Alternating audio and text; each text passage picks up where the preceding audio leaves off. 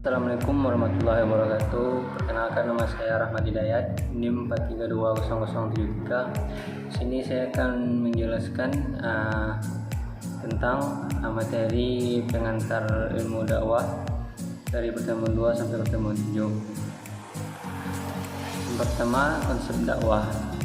Satu, pengertian dakwah. Secara etimologi, kata dakwah berasal dari bahasa Arab yang artinya menyeru, berasal dari bahasa Arab yaitu da'a yad'u da'watan, yang artinya menyeru, mengajak atau memanggil.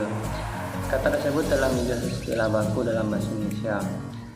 Dalam Kamus Besar Bahasa Indonesia, dakwah memiliki penyiaran propaganda, penyiaran agama di kalangan masyarakat, dan perkembangannya seruan untuk meluk, mempelajari, dan mengamalkan agama.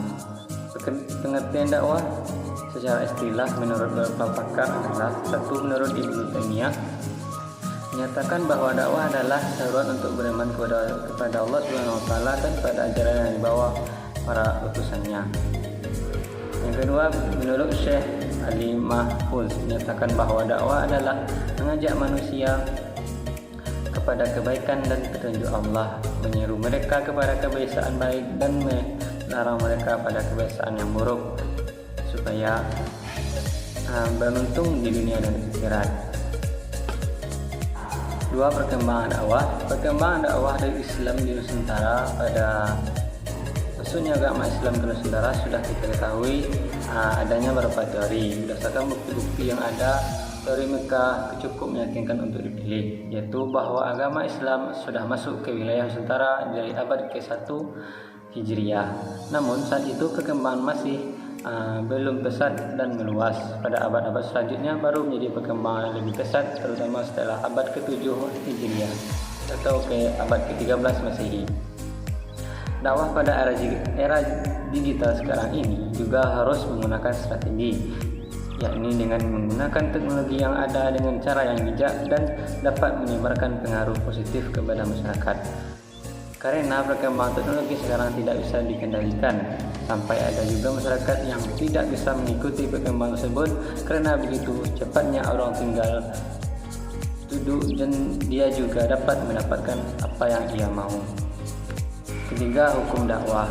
Kewajiban berdakwah merupakan kewajiban yang bersifat taklif dari Allah Subhanahu wa taala kepada umatnya agar apa yang menjadi tujuan Islam dapat dicapai. Karena sifatnya taklif dan qat'i, maka jelaslah bahwa dasar hukum dakwah pastinya berasal dari sumber utama hukum Islam, yaitu Al-Quran dan Hadis. Dasar hukum dakwah telah dijelaskan oleh Allah Subhanahu wa taala dalam Al-Quran maupun Rasulullah SAW dalam hadisnya. Dakwah adalah kewajiban bagi setiap muslim. Setiap pribadi muslim yang telah balik dan berakal, baik laki-laki maupun perempuan, memiliki kewajiban untuk mengemban tugas dakwah. Setiap individu dari umat Islam dianggap sebagai penyambung tugas Rasulullah SAW untuk menyampaikan dakwah. Kedua adalah sejarah dakwah. Satu, pengertian sejarah dakwah. Sejarah dakwah berasal dari dua kata, yaitu sejarah dan dakwah. Sejarah menurut KBBI ialah silsilah atau kejadian dan peristiwa yang benar-benar terjadi pada masa lampau. Sejarah berasal dari bahasa Arab yaitu syajarah, yang berarti pohon. Salah satu alasan terpilihnya kata yang bermakna pohon ini barangkali karena sejarah mengandung konotasi genealogi, yaitu pohon keluarga yang menunjuk kepada asal-usul suatu marga. Dalam bahasa Arab sendiri, sejarah disebut tarikh, yang berarti peninggalan atau kejadian berdasarkan urutan tanggal atau waktu. Orang Inggris menyebutnya history, yang berasal dari bahasa Yunani yaitu historia. Historia berarti ilmu untuk semua macam ilmu, pengetahuan tentang gejala alam, baik yang disusun secara kronologis maupun yang tidak. Kemudian dalam proses pengembangan ilmu pengetahuan, kata historia hanya khusus digunakan untuk ilmu pengetahuan yang disusun secara kronologis, terutama yang menyangkut hal ihwal manusia. Sedangkan untuk pengetahuan yang disusun secara tidak kronologis digunakan kata scientia yang berasal dari bahasa Latin. Kedua, dakwah sebelum Islam. Dakwah sebelum Islam terjadi ketika pada beberapa masa Nabi, terutama dakwah pada masa Nabi Nuh, dakwah pada masa Nabi Hud, dakwah pada masa Nabi Soleh, dakwah pada masa Nabi Ibrahim.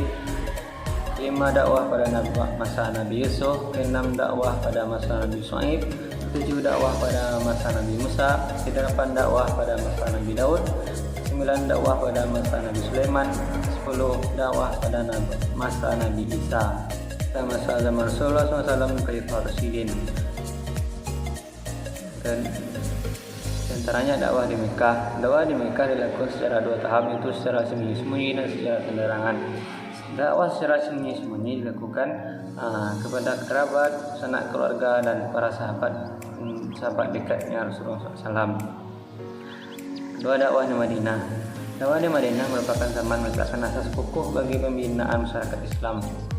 Asas Islam tersebut adalah mendirikan masjid, mempersaudarakan Muhajirin dan Ansor, membentuk piagam Madinah, meletakkan asas politik, ekonomi, dan sosial. Ini adalah tentang pokok-pokok dakwah. Pokok-pokok dakwah Rasulullah SAW ketika di Mekah. Dakwah Nabi SAW di Mekah berlangsung selama 13 tahun, di mana 3 tahun pertama adalah dakwah sembunyi-sembunyi dan 10 tahun selanjutnya adalah dakwah secara terang-terangan. Berikut ini adalah pokok-pokok ajaran Rasulullah SAW ketika berdakwah di kota Mekah. 1. Akidah, yang mana Rasulullah SAW diutus Allah SWT untuk menyampaikan ajaran tauhid, yakni hanya menjadikan Allah SWT satu-satunya Tuhan yang patut untuk disembah. Kedua, akhlak mulia. Selain tauhid, maka pokok dakwah Rasulullah SAW adalah akhlak mulia yang terlihat dari pribadi beliau. Dakwah di Madinah. Setelah 13 tahun berdakwah di Mekah dengan berbagai ujian dan cobaan terhadap kaum muslimin, maka Allah SWT memerintahkan Rasulullah dan umat Islam untuk berhijrah ke Madinah.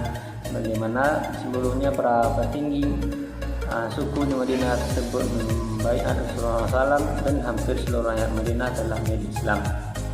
Berikut ini adalah pokok-pokok dakwah Nabi di Madinah. 1. Menjadikan masjid sebagai pusat kegiatan dan menumbuhkan kecintaan terhadap masjid. 2. Mempersaudarakan sahabat dari kalangan Muhajirin dan kalangan Ansor agar terbentuk ukhuwah dan perasaan satu badan antar sesama muslim. 3. Meletakkan fondasi terhadap negara Islam dan tata cara pelaksanaan yang meliputi politik, sosial, dan ekonomi agar terwujud negara yang tunduk pada hukum Allah. 4. Mengatur cara bermuamalah dengan orang-orang kafir, baik kafir harbi maupun kafir zimmi.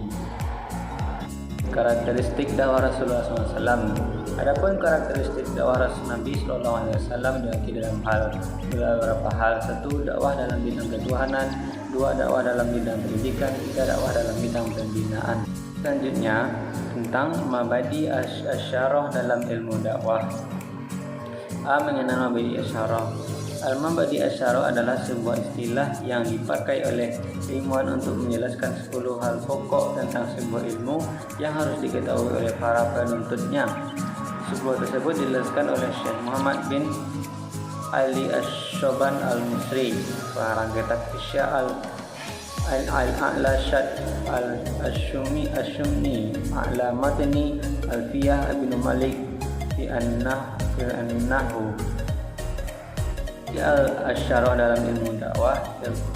Yang pertama, al-haddu atau batasan atau hakikat. Yang kedua, al-maudu peta kajian atau pokok bahasan. Yang ketiga, al-samrah nilai guna. Yang keempat, nisbah atau kaitan dengan ilmu lain. Yang kelima, fadl kepakaran atau keutamaan. Yang keenam, wadhi terletak dasar. Yang ketujuh, isim atau nama. Ke-8 istimbat atau dasar ilmu. Yang ke-9 hukum. Dan yang ke-10 masail, permasalahan atau problematik. Selanjutnya yaitu tentang pengertian manhaj dakwah dan pembagiannya, yaitu akli, isi, dan aktif. Pertama, strategi. Strategi adalah cara mencapai tujuan. Strategi merupakan rencana jangka panjang untuk mencapai tujuan. Strategi terdiri atas aktivitas penting yang diperlukan untuk mencapai suatu tujuan. 2. Jenis-jenis strategi. 1. Strategi dapat diklasifikasikan berdasar ruang lingkup. 2. Strategi dapat diklasifikasikan dalam hubungannya dengan tingkat organisasi, Ketika strategi dapat diklasifikasikan berdasarkan apakah strategi itu berkaitan dengan sumber material atau bukan material. Yang keempat, strategi dapat diklasifikasikan menurut tujuan dan atau fungsi. Pengertian dan macam-macam dakwah.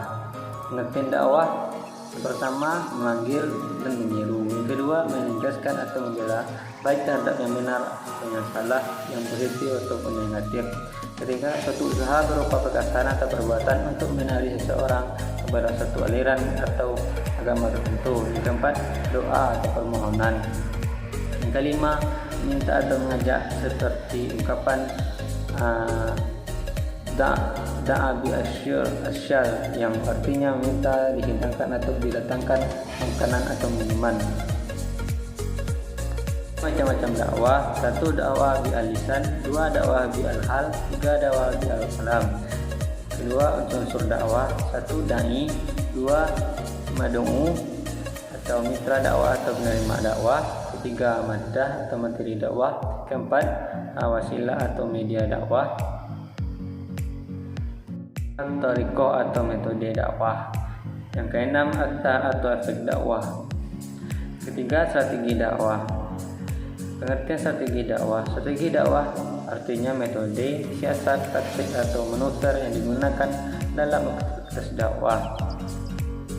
Ada dua hal yang harus diperhatikan dalam hal ini, yaitu strategi merupakan rencana tindakan termasuk penggunaan metode dan pemanfaatan berbagai sumber daya atau kekuatan. Kedua, strategi disusun mencapai tujuan tertentu. Strategi digunakan dalam usaha dakwah haruslah memperhatikan beberapa asas dakwah, itu asas filosofis, 2 asas kemanusiaan dan keahlian dai, 3 asas sosiologis, 4 asas psikologis, 5 asas efektivitas dan efisien. B. Macam-macam strategi dakwah. 1. Strategi sentimental, 2 strategi rasional, 3 strategi indrawi. Baiklah, mungkin itu yang dapat saya sampaikan dan saya jelaskan tentang materi dari pertemuan 2 sampai pertemuan 7. Kalau ada salahnya mohon maafkan. Bila taufiq wal hidayah. Wassalamualaikum warahmatullahi wabarakatuh.